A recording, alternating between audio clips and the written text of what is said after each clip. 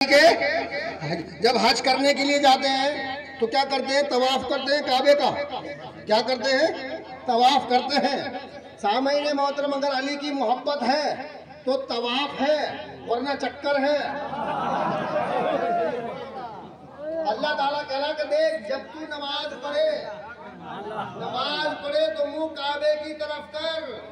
वजह क्या है कि अगर तूने ये सोचा कि मैं जिधर को मुंह कर रहा हूँ काबे की तरफ को, वो अल्लाह का घर भी है, अल्लाह का घर भी है और अली का सच्चा खाना भी है, जाए पैदाइश अली भी है। अगर तेरे दिल में अली है तो नमाज कबूल है, तेरे दिल में अली है तो नमाज कबूल है, तेरे दिल में अली है तो रोजा कबूल है। अगर तेरे दिल में अली है तो अली की जाए पैदाइश के चक्कर काटेगा तो तवाफ है। और अगर मोहब्बत नहीं है तो चक्कर काटता रहे, सारी जिंदगी चक्कर काटता रहेगा और सारी जिंदगी चक्कर में ही रहेगा, चक्कर से निकल नहीं सकता। तो बगैर अली के हज भी कबूल तो मालूम यह हुआ कि बगैर अली के कोई इबादत कबूल नहीं है। वकुल जाल हक वज़हक़ल बातिल इन्नल बातिल कान ज़हूक़ा। जब हक आता है तो बातिल भाग जाता है। ऐसे अज़ीज़ान मिल्लत इस्लामिया, जब 19 साल के बाद मैं तहकीक करके फारिग हुआ तो मैंने देखा कि मैं अपने अकीदे का, अपने मिजाज का अकेला आदमी हूँ। बड़ा डरता था कि सोशल बाइकाट होगा, फतवे लगेंगे, कारोबार बंद हो जाएगा, बच्चों की शादियां नहीं होंगी। बहुत दिनों तक सोचता रहा, लेकिन हक का जो जज्बा होता है वो बर्दाश्त नहीं होता, एक जुनून होता है। उस वक्त मेरे साथ कोई नहीं था, कुछ भी नहीं था, लेकिन मैंने बबांगे दौल हक का ऐलान किया। सबसे पहली तकरीर मेरी ईमान अबू तालिब और मुनाफकत मुआविया की थी। सामईन मोहतरम, तो मेरे एक शागिर्द ने, खुद मेरे शागिर्द ने मुझसे कहा, कारी साहब आप ये क्या कर रहे हैं? तो इसका मतलब ये कि फिर आप सैयदा फातिमा सलामुल्लाह अलैहा को भी ऊंचा मानेंगे मरियम से? मैंने कहा वो तो है भी, मानने की क्या जरूरत है। खुद मेरा शागिर्द मुझसे कह रहा था, बोले कारी साहब ये बिल्कुल बात गलत है, मरियम का मर्तबा बड़ा है और सैयदा का मर्तबा छोटा है। सामईन मोहतरम, मेरे दिल को बड़ी तकलीफ हुई, जिसको मैंने बड़ी मेहनतों से खिला के पाला, पढ़ाया, परवरिश किया, परवान चढ़ाया, वही मेरे मुकाबले पे आ गया। अज़ीज़ान मिल्लत इस्लामिया, वो कह रहा था, कारी साहब मरियम के फजाइल पर दलाइल है, लेकिन सैयदा के फजाइल पर कोई दलाइल नहीं है। उसकी वजह यह है कि कुरान करीम में मरियम के नाम पे सूरत है, लेकिन सैयदा के नाम पे कोई सूरत नहीं है। तो आदमी क्या सोचेगा, तो वाकई में यार, जब जिसके नाम पे सूरत है कुरान में, कुरान हमारा है, हम पढ़ते हैं, हमारे नबी पे नाजिल हुआ, मरियम के नाम की सूरत भी है, कुरान में मरियम का नाम भी है, कुरान में मरियम के फजाइल भी है, कुरान में ये भी है कि मरियम जो है बैतुल मुक़द्दस में रहती थी, अल्लाह के घर में रहती थी, जन्नत से खाना भी आता था। तो जाहिर बात है कि हमारे कुरान में मौजूद है, तो फिर जाहिर बात है कि जिसका जिक्र कुरान में मौजूद है, जिसके नाम की सूरत मौजूद है, जिसका नाम मौजूद है, फजाइल तो उसी के ज्यादा होंगे ना। क्योंकि दलील मिल गई, सैयदा के नाम की सूरत भी नहीं, सैयदा का नाम भी नहीं, तो इसलिए सैयदा के फजाइल भी नहीं।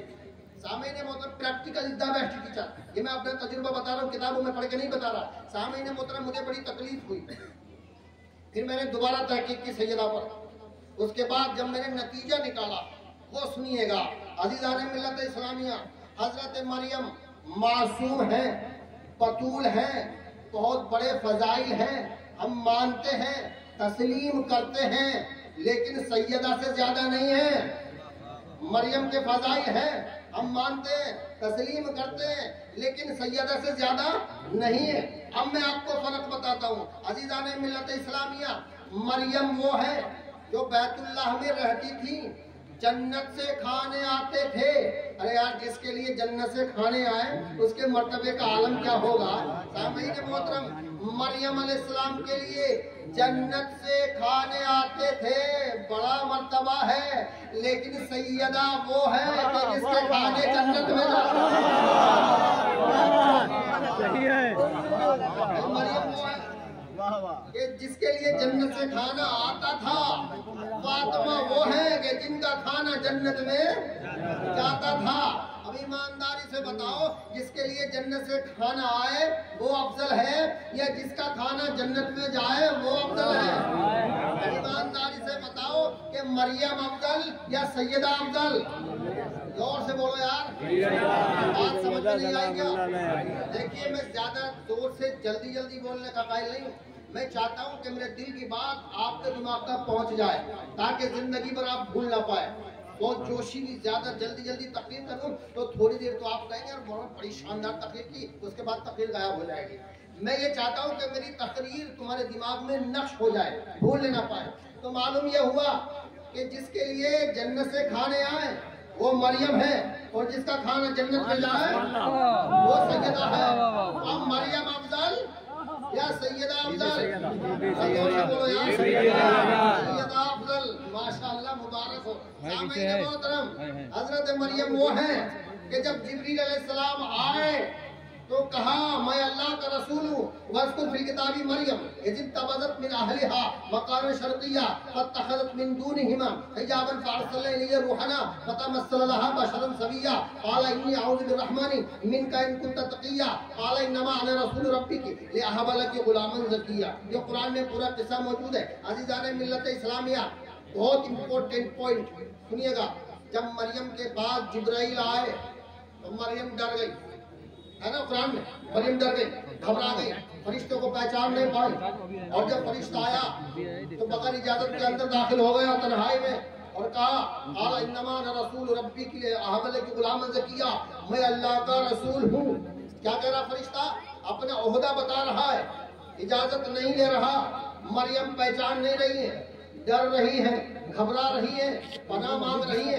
सामईन मोहतरम, मरियम वो है जो फरिश्ते को पहचान न सके, फरिश्तों को देख के डर जाए। फरिश्ता वो है जो अपना ओहदा बताता है, अपना ओहदा बताता है। अब आइए सैयदा की बारगाह में चलते हैं। यही जिब्रील मरियम के पास गया तो अपना ओहदा बताया, लेकिन जब हसनैन के कपड़े लेके आया तो दर्जी बताया।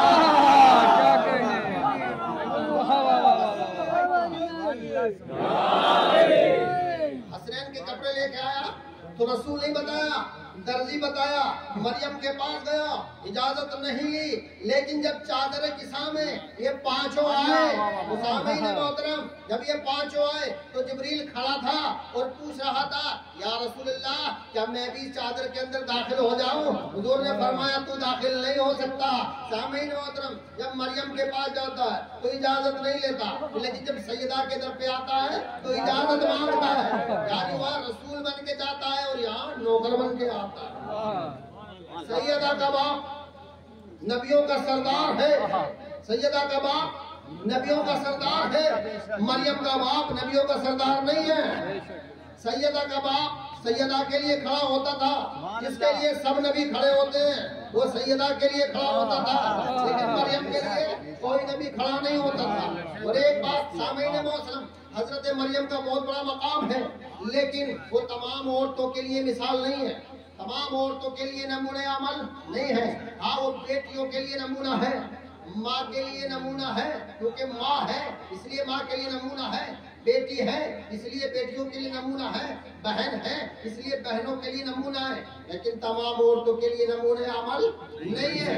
सामईन मोहतरम, अब चलिए, सैयदा फातिमा तमाम औरतों के लिए नमूना है, इसलिए कि वो बेटी है, बेटियों के लिए नमूना, बहन है, बहनों के लिए नमूना, माँ है, माओ के लिए नमूना, बहू है, बहुओं के लिए नमूना, बीवी है, बीवियों के लिए नमूना।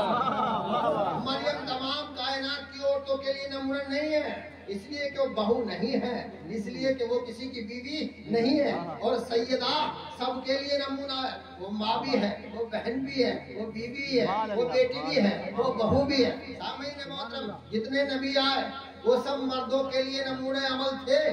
तब औरतें सवाल कर देती ना, या अल्लाह जितने भी तूने भेजे हैं रसूल वो सारे मर्द थे, हम किसकी सुन्नत पे चले, हम किसके तरीके पे अमल करे तो अल्लाह ने सैयदा को औरतों के लिए नमूने अमल बनाकर भेजा कि नबी मर्दों के लिए नमूना और सैयदा औरतों के लिए नमूना। एक तरफ और सुन लीजिएगा, सामईन मोहतरम, मरियम बतूल है लेकिन बतूल सुगरा, इसलिए कि उनकी शादी नहीं हुई। जो बगैर शोहर के बतूल हो वो बतूल सुगरा कहलाती है, और जो शोहर रख के बतूल हो वो बतूल कुबरा कहलाती है।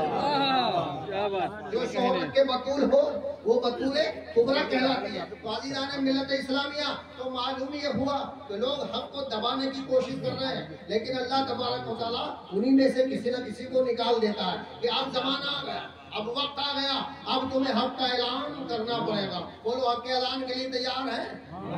जोर से बोलो यार, माशाअल्लाह। अगर आप हक के ऐलान के लिए तैयार हैं तो मैं ऐलान करूं, भाई आप लोग इतनी देर से खड़े हैं,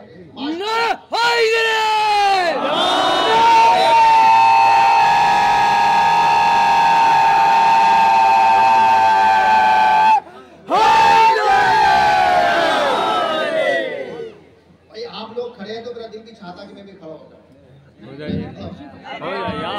कोई बात नहीं भैया, ऊपर को चक्कर। अच्छा अच्छा, ऊपर कर दो, आ रहे हैं।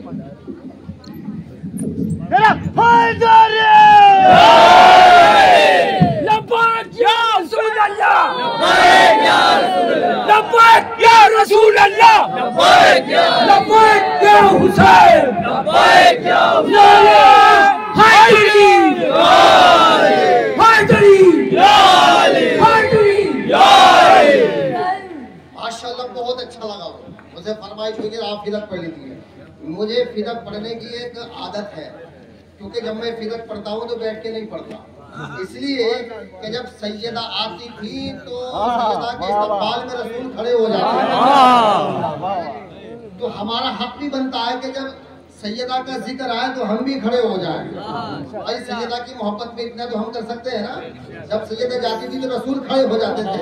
अब्बा नफ्से नफीस सैयदा हमारे सामने मौजूद नहीं है, उनका जिक्र आए तो कम से कम उनका जिक्र आए तो हम खड़े हो जाएं। दूसरी बात यह है कि जब सैयदा दरबार में गई थी तो काफी देर तक खड़ी रही थी ना, तो क्या उनकी मोहब्बत में हम थोड़ी देर खड़े नहीं हो सकते? आज़ीज़ान मिल्लत इस्लामिया, अब सुन लीजिएगा, 1400 साल से लेकर आज तक फिदक का मुकदमा चला आ रहा है और फैसला नहीं हुआ। तो मैं चाहता हूं कि आज फैसला हो जाए,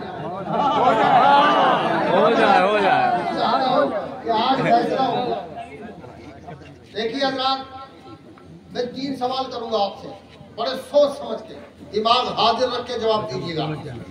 पूरी दुनिया में, ऑल द वर्ल्ड, पूरी दुनिया के अंदर किसी भी समाज में, समाज हिंदू हो या मुसलमान, सिख हो या ईसाई, बौद्ध हो या जैन, यहूदी हो या पारसी, छोटा हो या बड़ा, बच्चा हो या बूढ़ा, मर्द हो या औरत, कोई भी हो पूरी दुनिया के अंदर, सिर्फ मेरे सवालों का जवाब दे बड़े सोच समझ के।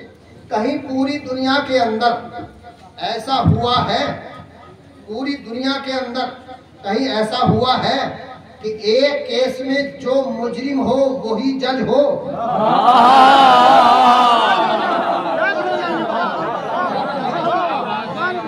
पूरी दुनिया के अंदर और किसी भी मुल्क का कानून हो, Hindustan, Pakistan, Sudan, Bhutan, America, Lebanon, Syria, Iran, Iraq, पूरी दुनिया के अंदर आप किसी भी वकील से पूछ लीजिएगा, किसी भी लॉयर से पूछ लीजिएगा, और लायर की बात छोड़िएगा, किसी बच्चे से पूछ लीजिएगा, वो कोई भी हो, किसी भी जात का हो, किसी भी धर्म का हो, कि भाई ये बताओ, एक केस में, जिस केस में जो मुजरिम है क्या वही जज बन सकता है? तो जवाब क्या होगा? जोर से बोलो।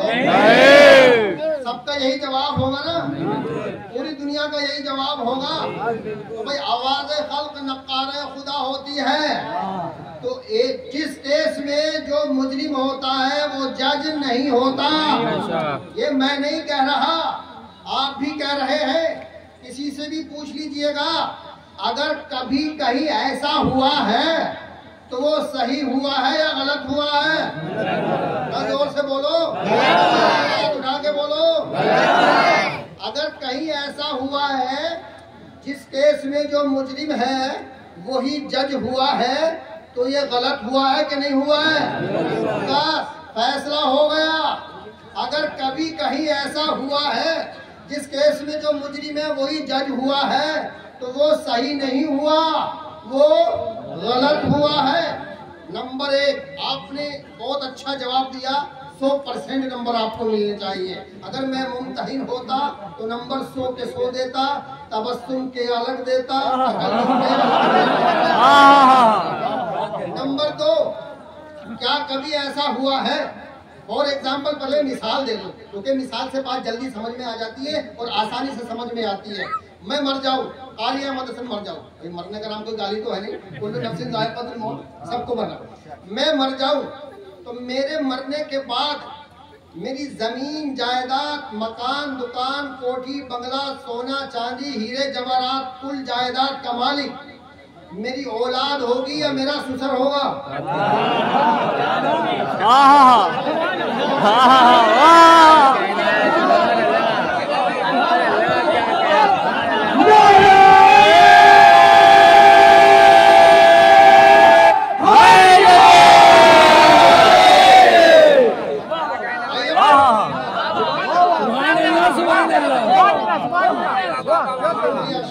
क्या कह रहे हैं? कुरान हदीस की बात नहीं हो रही अभी। कुरान हदीस में तो सिर्फ एक ही आयत काफी है जवाब बंद करने के लिए, वो मैं आपको सुनाऊंगा जरूर। मेरे मरने के बाद मेरी जायदाद का मालिक मेरी औलाद होगी या ससुर होगा? औलाद। जोर से बोलो यार। मेरा ससुर मेरी औलाद से जायदाद छीन के मेरी औलाद को बेदखल कर दे तो सही हुआ क्या गलत? अगर कहीं ऐसा हुआ है और कभी ऐसा हुआ है जो सही हुआ है गलत? फैसला हो गया, फैसला हो गया। आखिरी सवाल, कहीं ऐसा हुआ है कि फैसला पहले कर दिया गया हो, मुकदमा बाद में दायर हुआ हो, गवाह सबूत बाद में पेश हुए हो, भाई फैसला पहले हो गया हो, मुकदमा बाद में दायर हुआ हो, गवाह सबूत बाद में पेश हुए हो, तो ये सही हुआ है कि गलत? भाई पहले मुकदमा दायर होता है, उसके बाद सबूत होते हैं, उसके बाद गवाही होती है, उसके बाद फैसला होता है। लेकिन अगर इसका उल्टा हो गया, फैसला पहले कर दिया गया, मुकदमा बाद में दायर हुआ, गवाह सबूत बाद में पेश हुए, अगर कभी कहीं ऐसा हुआ है तो सही हुआ है गलत हुआ है ना? ये तीनों काम सैयदा के साथ हुए हैं, ये तीनों काम सैयदा के साथ हुए हैं। सामईन मोहतरम, रसूल के इंतकाल के बाद रसूल के ससुर ने, अब आप कलेजा थाम लीजिएगा, रसूल के इंतकाल के बाद रसूल के ससुर ने रसूल की बेटी की जायदाद को छीन लिया, रसूल की बेटी को बेदखल कर दिया, तो ये सही हुआ कि गलत? सही किया या गलत? रसूल के ससुर ने फैसला पहले कर दिया, गवाह सबूत बाद में पेश हुए, तो ये सही हुआ? जोर से बोलो यार, ये बिल्कुल गलत हुआ ना। तो सामईन मोहतरम भाई कुरान की बारगाह में चलते हैं। कुरान क्या कहता है? वमा अफा अल्लाहु अला रसूलिही मिन अहलिल कुरा फलिल्लाहि वलिर्रसूली वलिदिल कुर्बा। बाग़े फिदा, जायदाद फिदा अल्लाह का है, रसूल का है और जिल कुर्बा का है। अब जिल कुर्बा में सैयदा के अलावा कोई नहीं आता, सैयदा के अलावा कोई नहीं आता। कुल्ला असालुकुम अलैहि अजरन इल्लल मवद्दता फिल कुर्बा। तो सैयदा के अलावा जिल कुर्बा में कोई नहीं आता। अब जिसका भी है वो सैयदा के बाद है। तो पता ये चला, कुरान कह रहा है कि बाग़ फिदा अल्लाह का है, रसूल का है और फातिमा का है, और मुल्ला कह रहा है कि फातिमा का नहीं है। अब ईमानदारी से बताओ, बात मुल्ला की सही है अल्लाह की सही? अब तुम मुल्ला की मानोगे अल्लाह की मानोगे? अल्लाह की मानोगे ना। अब कारी अहमद हसन, क्या तारीख है आज अंग्रेजी की? महीना कौन सा? 9 सितंबर। 9वां महीना। क्या नाम है इस महीने का? जोर से बोलो। सितंबर। 11 सितंबर 2024 को दरियाबाद इलाहाबाद के अंदर बवांगे दहल पूरी दुनिया को चैलेंज करके कह रहा है कि बाग़े फिदा कुरान के मुताबिक, रसूल के मुताबिक, खुदा के मुताबिक सैयदा का था। हाथ उठा के बोलो, सैयदा का था, सैयदा का है, रहेगा, रहेगा, सैयदा का है, सैयदा का रहेगा। लब्बैक या ज़हरा, लब्बैक या ज़हरा, लब्बैक या ज़हरा, लब्बैक या ज़हरा।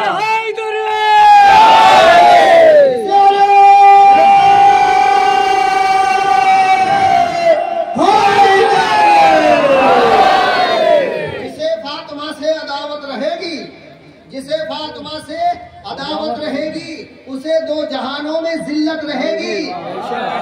और जिसने न माना हो ज़हरा को हक पर, जिसने न माना हो ज़हरा को हक पर, वो कोई भी हो उस पे लानत रहेगी।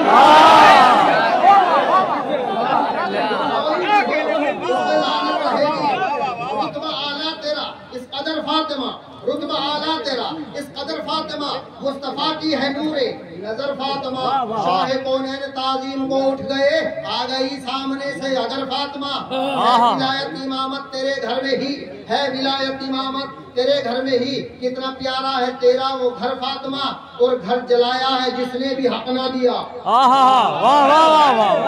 जलाया है जिसने भी हक ना दिया। मेरे साथ बोलो, घर जलाया है जिसने भी हक ना दिया। घर जलाया है जिसने भी हक ना दिया, वो तो जाएगा नारे सकर फातिमा। फर्क यही है कि फूल राजी हो, वो खुश नसीब है जिससे रसूल राजी हो। जिसे जिसे कहो मालूम है मैं रज़ी अल्लाह, मगर की शर्त है पहले फुतूल राजी हो। हमारे है दलील।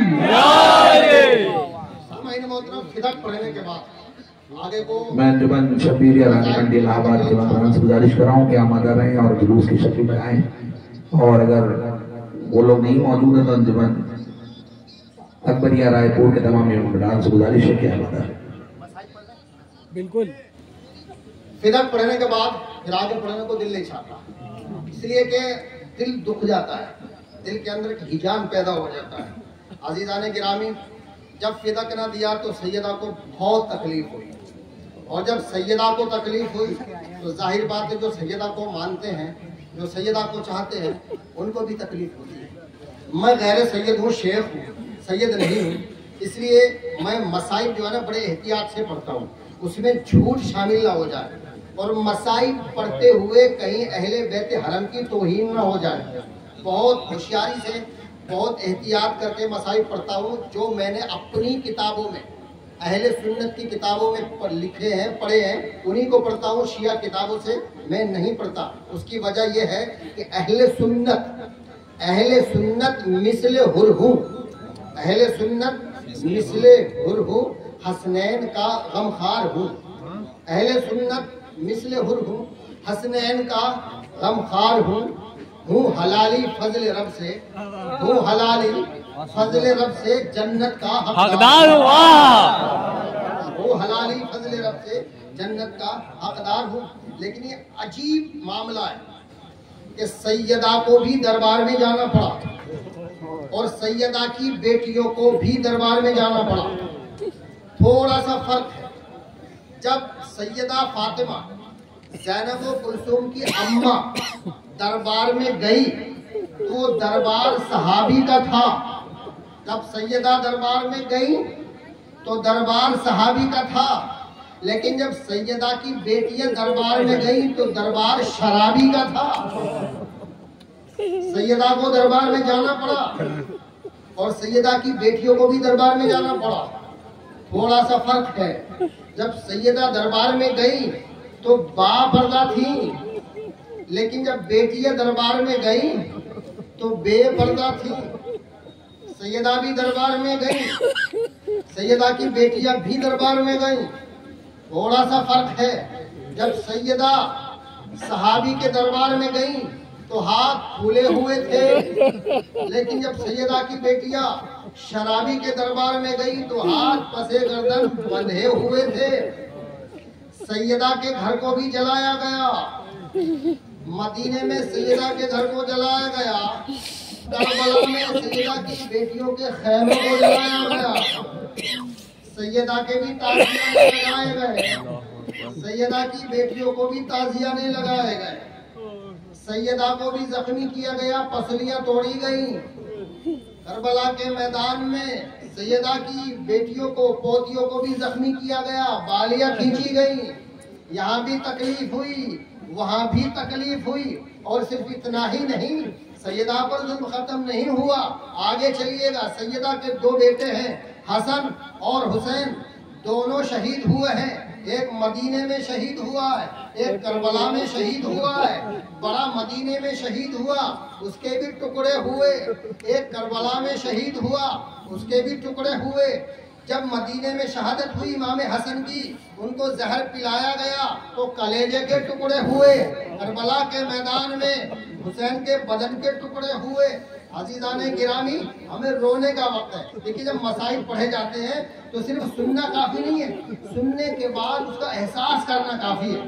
सिर्फ तसव्वुर कर लीजिएगा, तसव्वुर करते ही आंखों में आंसू आ जाते हैं कि वो मंजर कैसा होगा कि जब इमाम आली मकाम अपने छोटे से शशमाही बच्चे के लिए पानी मांग रहे होंगे। छोटा सा बच्चा, हजरत 6 महीने का बच्चा, जब इसको ज्यादा प्यास लगी, इसकी अम्मा ने कहा कि ए मेरे शोहरे मन सलामत, इस बच्चे को ले जाइए और इसके लिए पानी की फरमाइश कीजिए।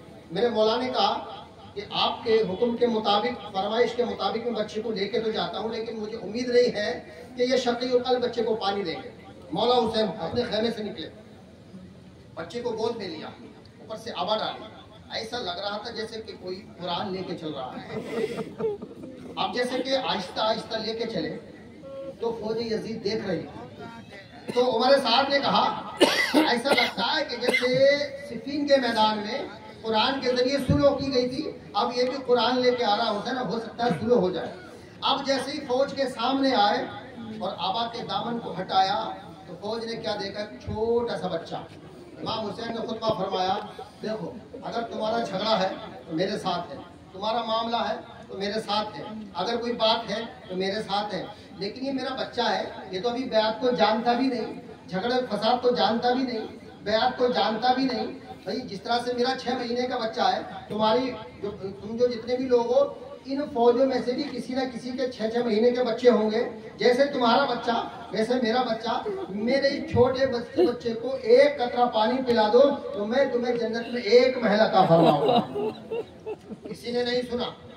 सामईन मोहतरम हजरत इमाम अली मकाम हुसैन अलैहिस्सलाम ने अपने छोटे से बच्चे को इरशाद फरमाया, बेटा ये शकीउल कल्ब यजीदी फौजी मेरी बात नहीं समझ रहे हैं, इसलिए कि इनके कानों पर मोहर लग चुकी है, लिहाजा तुम अपनी जबान से अपने लहजे में खुद बता दो।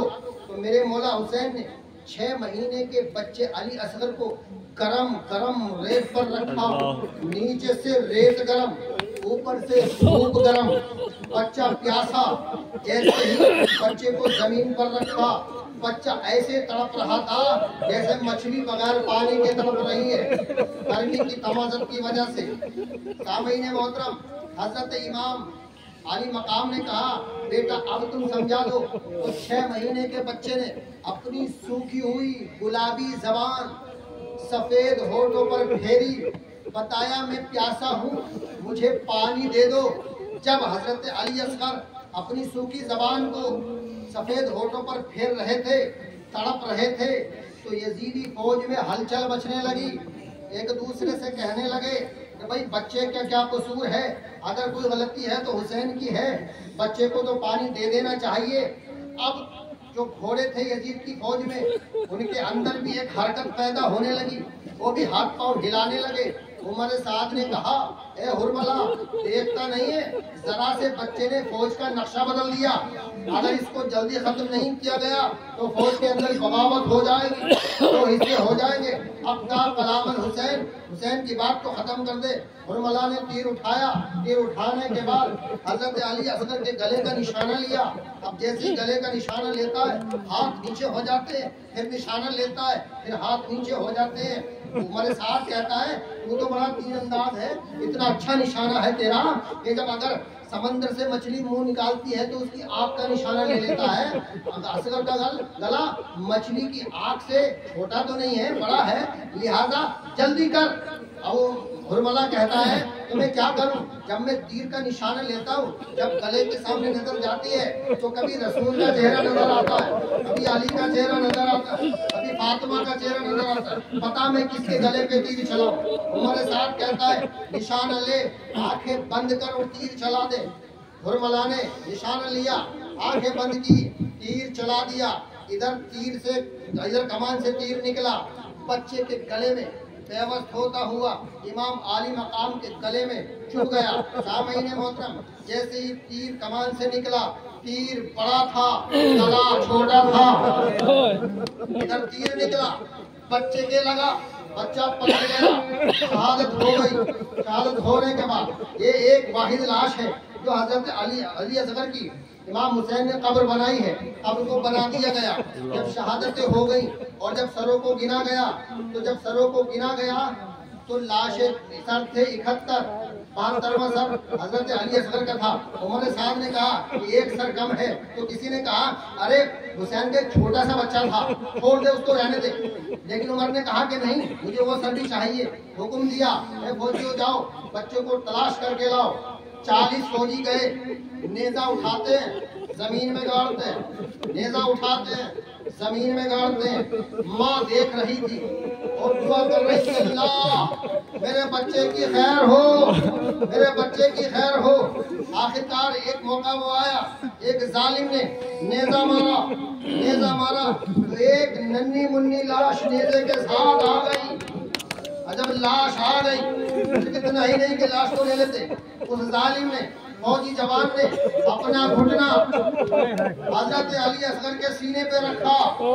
6 महीने का बच्चा, जवान फौजी बच्चे के सीने पे घुटना रखा होगा तो माँ के दिल पे क्या गुजर होगी। इधर माँ तड़प रही है, उस जालिम ने नेज़े को पकड़ा, बच्चे के सीने पे घुटना रखा, नेज़े को खींच लिया, उसके बाद बच्चे के सर के बालों को पकड़ा, तलवार मार दी।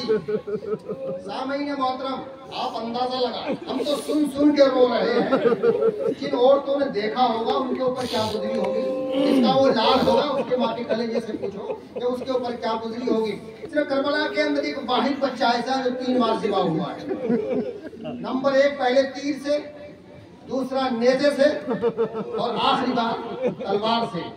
जख्मी जिगर खबीस होने तोड़ा हुसैन का, जख्मी जिगर खबीस होने तोड़ा हुसैन का, और बच्चा भी शीर खार ना छोड़ा हुसैन का। लानतुल्लाहि अलल काज़िबीन।